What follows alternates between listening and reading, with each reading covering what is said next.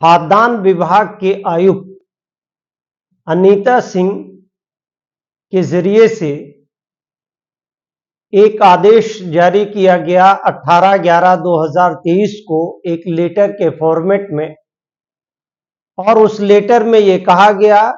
कि हलाल सर्टिफिकेशन किसी भी तरह से और किसी भी एनजीओ के थ्रू जारी नहीं किया जा सकता है। और अगर कानूनी पहलू से इस बात को देखा जाए तो उत्तर प्रदेश सरकार ने एक हिसाब से हलाल सर्टिफिकेशन इशू करने वाली तमाम एनजीओ और एजेंसीज के ऊपर नकेल कसने की कोशिश की है, और माननीय उत्तर प्रदेश के मुख्यमंत्री के जरिए से भी इस बात को कहा है कि हलाल सर्टिफिकेशन जो दी जा रही है वो एक हिसाब से मेजोरिटेरियन को डिस्क्रिमिनेट किया जा रहा है। ऐसी स्थिति में हलाल सर्टिफिकेशन को उत्तर प्रदेश में बैन किया जा रहा है, और फाइनली खाद्य आयुक्त की तरफ से 18/11/2023 को एक आदेश लेटर के फॉर्मेट में जारी करते हुए कहा गया है कि आज के बाद हलाल सर्टिफिकेशन बैन होगा और कोई भी एनजीओ उत्तर प्रदेश में हलाल सर्टिफिकेशन जारी नहीं करेगी। और अगर कोई हलाल सर्टिफिकेशन जारी किया जाता है तो ऐसा जारी किया हुआ लेटर या सर्टिफिकेट वो उत्तर प्रदेश के टेरिटरी में अमान्य या गलत यानी इलीगल होगा। अब बात इस चीज की है कि हलाल सर्टिफिकेशन देने के लिए गवर्नमेंट ने कहा कि चूंकि गवर्नमेंट खुद में अपने आप में कॉम्पिटेंट है, इसलिए किसी भी एनजीओस के ऊपर बिलीव नहीं किया जा सकता है। हालांकि सेंट्रल गवर्नमेंट यानी माननीय मोदी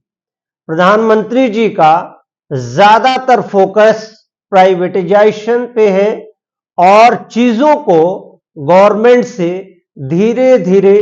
प्राइवेट ले जाने की तरफ है। हालांकि प्राइवेटाइजेशन को लेकर के कई एक इश्यूज उठे थे, लेकिन ऑथराइज बीजेपी के प्रवक्ता के जरिए से लगातार ये रिप्लाई किया गया है कि प्राइवेट चीजें ज्यादा अच्छी होती हैं और उसकी केयरनेस ज्यादा अच्छी होती है। इसीलिए central government public at large के बेनिफिट के लिए चीजों को प्राइवेटाइजेशन की तरफ यानी प्राइवेट करने की तरफ दिशा में बढ़ रही है। अब ऐसी स्थिति में एक क्वेश्चन यहां पे उठता है कि क्या एनजीओस के जरिए से जो सर्टिफिकेशन दिया जा रहा था, तो क्या ऐसा सर्टिफिकेशन अगर माना जाए तो 15% लोग उस पे बिलीव कर रहे थे और 15% से ज्यादा जिस चीज पे बिलीव किया जाए उस सर्टिफिकेशन को सडनली बैन कर देना, बिना प्रिलिमिनरी इंक्वायरी यानी प्रारंभिक जांच किए इस तरह का आदेश करना, और जिसको पहले से डिपार्टमेंट की तरफ से सर्टिफिकेशन जारी किया गया हो या ऑथराइज किया गया हो या एक लंबे समय तक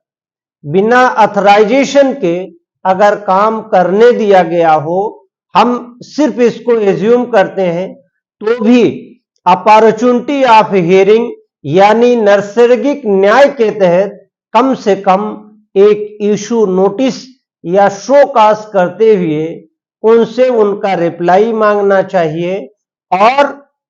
जिस पब्लिक के हित में ये ऑर्डर किया है, अगर उनसे पब्लिक ओपिनियन या पब्लिक पोल ली जाती तो मुझे लगता है कि ये ज्यादा बेहतर होगा, क्योंकि हलाल सर्टिफिकेशन एक रिलीजियस सेंटिमेंट से भी जुड़ा हुआ है। ज्यादातर लोग हलाल को तरजीह देते हैं, हालांकि